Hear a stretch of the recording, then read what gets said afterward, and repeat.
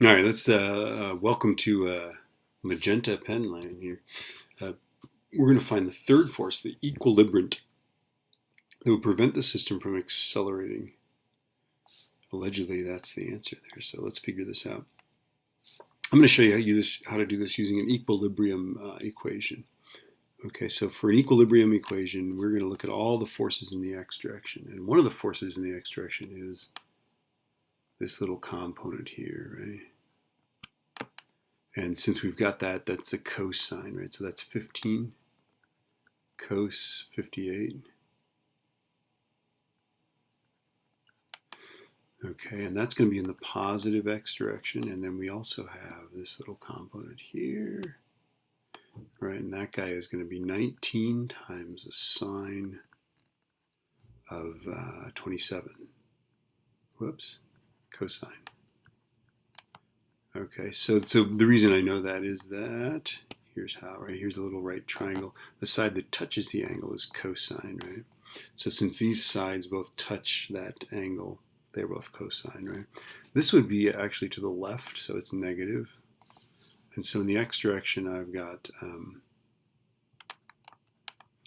negative 19 cos 27 plus 15 cos 58. And then I'm going to say plus whatever the equilibrium is in the x direction, right? It's got an x component that cancels out all the x's, right? So we're saying all the forces in the x direction add up to zero. This leftward component, which is negative, right? This rightward component, which is positive. And then this, who knows? Is it positive or negative? Although it's almost certainly, I guess positive, because this component looks to be much smaller. And then let's look in the y direction here.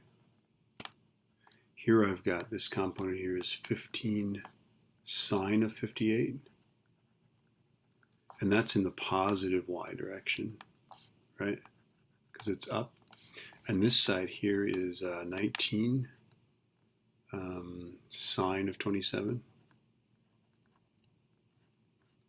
And it's positive in the y direction because it's up.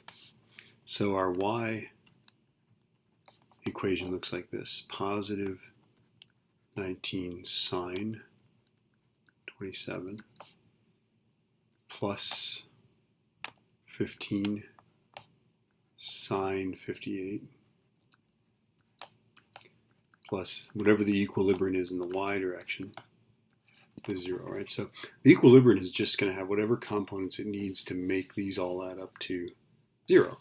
The reason why this one's positive is that this vector here has a positive coordinate. You go to the left and then up.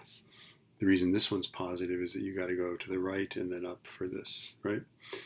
Okay, so now we can just solve for what these components are.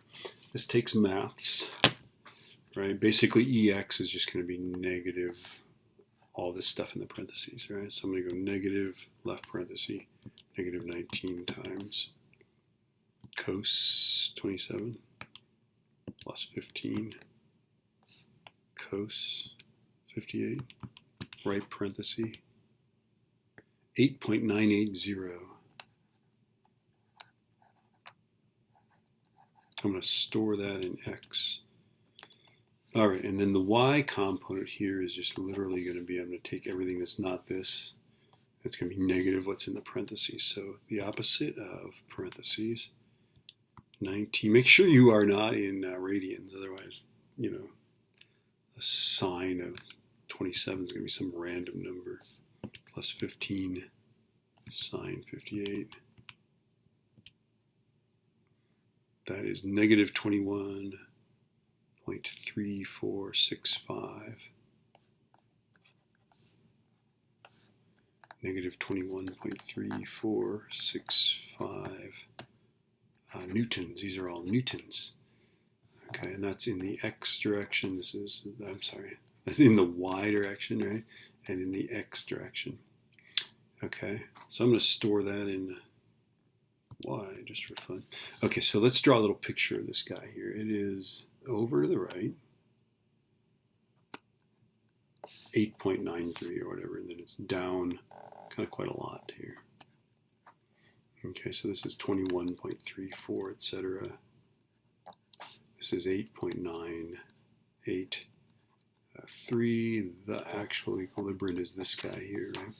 So I'm going to find for kicks, I'm going to find that angle right there. That angle is tan minus 1 of 21.3465 divided by 8.9803. I'm going to go second tan, left parenthesis of alpha y divided by alpha x. I'm getting 67.2 degrees, 67.18 degrees.